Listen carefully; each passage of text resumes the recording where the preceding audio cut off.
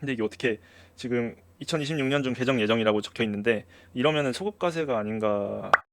자, 양도소득세 개정 2026년 세제 개편안 추가 부분에 대해서 설명을 드리도록 하겠습니다. 일단 일시적 1세대 2주택 다 아시죠? 잔금 받기 전에 팔아야 된다 이런 게 아니라 잔금 받고 나서도 일시적으로 2주택을 보유할 수 있잖아요. 그 부분이 종전주택을 취득하고 1년 뒤에 신규주택을 취득하고 그 다음에 신규주택을 취득한 뒤 3년 이내에 종전주택을 매각하는 경우에 원래 됐는데 이제 이게 2년으로 줄었습니다. 2026년 8월 3일 이후에 계약을 하고 계약금을 지급하신 분들은 종전주택을 사고 나서 1년 뒤에 신규주택을 취득하고 그 다음에 신규주택을 취득하고 나서 잔금 치르고 나서 2년 안에 종전주택을 무조건 팔아야 종전주택이 일시적 1세대 2주택 비과세가 적용이 돼서 12억 공제도 받고 장기보유 특별공제도 받을 수 있고, 근데 장기보유 특별공제도 거주 부분에 대해서만 2028년부터는 적용을 받을 수 있겠죠. 두 번째로는 비사업용 토지 중과세가 지금 플러스 원래 10%였거든요. 근데 플러스 20%, 그러니까 10%가 추가 과세되도록 변경되었습니다. 원래 기본세율 플러스 10%예요. 그러니까 뭐 예를 들어서 저희 양도소득세율은 종합소득세율을 가져와서 기본적으로 적용을 하거든요. 그래서 이제 6.6%에서 49.5%까지 적용이 되는데 뭐 거기서 10%를 구간별로 더한다는 거죠. 그래서 16.6%에서 이제 49.5% 플러스 10, 그러니까 59.5%까지 16.6%에서 59.5%까지 비사업용 토지를 과세를 했었는데 이 비사업용 토지에 대해서 지금 거기서 10%를 더 추가하겠다는 겁니다. 비사업용 토지가 그럼 뭘까요? 여러분들 토지 갖고 계신 거 거의 다 비사업용 토지입니다. 토지를 가지고 투자를 한다. 그러면 다 비사업용 토지예요. 농사를 짓거나 그 토지를 뭐 건물을 세워서 운영을 하거나 주택을 세우거나 어떤 이용하지 않고 있는 그냥 나대지 이런 부분들, 다른 사람이 농사 지어도 그거 비사업용 토지입니다. 그래서 비사업용 토지 구분하는 건 굉장히 복잡한데 그거는 별도로 세무대리인, 세무사분들 만나셔서 상담을 하셔야 되고, 근데 문제는 비사업용 토지에서 지금 세율 플러스 10% 추가뿐만 아니라 이제 장기보유 특별공제까지 적용을 배제된다는 겁니다. 원래는 미등기 자산에 대해서만 장기보유 특별공제가 배제가 됐거든요. 근데 지금은 이제 비사업용 토지, 그러니까 비사업용 토지라고 뭐 특별한 게 아니에요. 그냥 나대지 갖고 있으면 그냥 다 비사업용 토지라 생각하시면 됩니다. 근데 장기보유 특별공제가 안 돼요. 원래 토지 같은 경우에 30%까지 가능하죠. 15년을 보유하고 있을 경우에. 근데 그 30%가 아예 안 들어간다는 겁니다. 그러니까 이 부분도 잘 생각을 하셔야 돼요. 상속받은 토지나 뭐 어쨌든 갖고 있는 토지, 장기 보유해서 내가 그래도 30%에 대해서 세금 깎아지고 70%만 낼 수 있다고 생각을 하셨던 분들에 대해서 2028년부터 이게 적용이 되거든요. 그러니까 토지도 뭐 놀고 있는 토지는 토지 아마 그 생산적으로 또 활용을 하기 위해서 이런 정책을 펼치는 거겠죠. 그래서 2027년에 팔아라, 그런 나대지 있으면 토지 투기하지 말아라, 그런 식으로 메시지를 보내고 있다고 생각을 하시면 됩니다.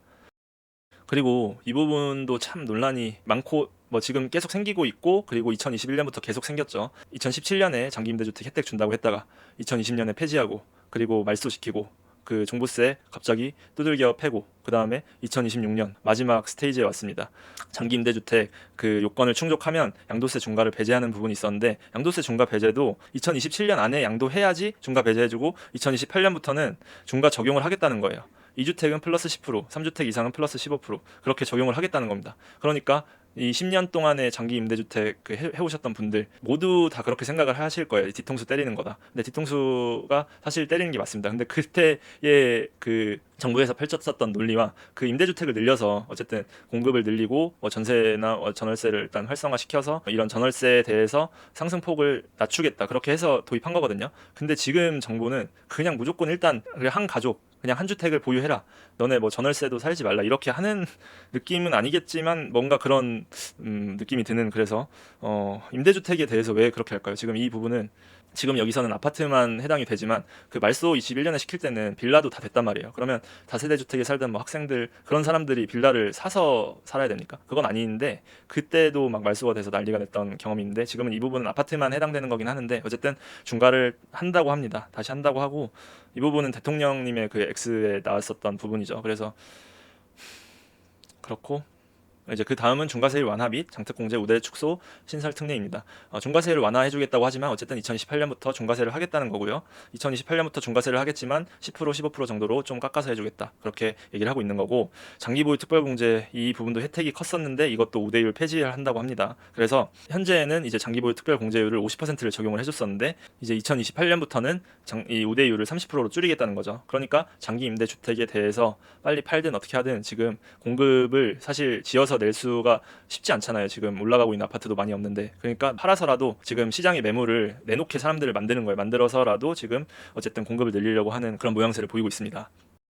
그리고 마지막으로 상생 임대주택에 대한 특례입니다. 상생 임대주택은 이 요건 4가지 정도가 있거든요. 그 요건을 맞추면 임대주택을 가지고 있는 사람, 그러니까 1세대 1주택자예요, 이 부분도. 근데 비거주 1세대 1주택자인 거죠. 그래서 그 상생 임대주택 요건을 갖추면 원래 2년 거주를 해야 비과세를 해주는데 2년 거주 요건을 면제해주겠다. 그러니까 자기가 사서 어쨌든 임대를 주면, 이것도 이제 그 전전 정부에서 나온 부분이죠. 이 전월세 시장에 대해서 좀 안정을 시키기 위해서 내놓은 부분인데 굉장히 요건이 복잡합니다. 그래서 이걸 지키면서 어쨌든 이렇게 하셨던 분들도 있는데, 이거에 대해서 이제 2028년부터는 상생 임대주택 특례 적용 안 하겠다는 겁니까? 그래서 임대주택, 상생 임대주택에 적용에 해당이 되더라도 자기가 거주를 2년 꼭 해야지 1세대 1주택 비과세 받게 해주겠다는 거예요. 그래서 어쨌든 2028년부터는 이 상생 임대주택 특례에 적용 안 되니까 2027년에 팔아라 이렇게 얘기를 하고 있는 거고, 아니면 거주를 해라 이렇게 말을 하고 있는 거고. 하지만 이제 2027년 이후에 상생 임대차 계약이 종료되는 경우도 있을 거잖아요. 그러면 임차인을 쫓아내는 꼴을 방지하기 위해서 계약 종료 후에 1년이 되는 날과 2029년 12월 31일 중 빠른 날 이내 양도하면 이제 상생 임대차 계약 특례가 적용이 된다고 합니다. 그래서 임대차 계약이 끝나고 1년 이내에는 꼭 양도를 해라 이렇게 얘기를 한다고 생각을 하시면 되겠습니다. 일단 여기까지가 양도세 전부고요. 다음에는 추가적으로 어떤 사업적 관련이나 아니면 근로자 관련 세제 개편안이 있으면 좀만 찾아오도록 하겠습니다. 감사합니다.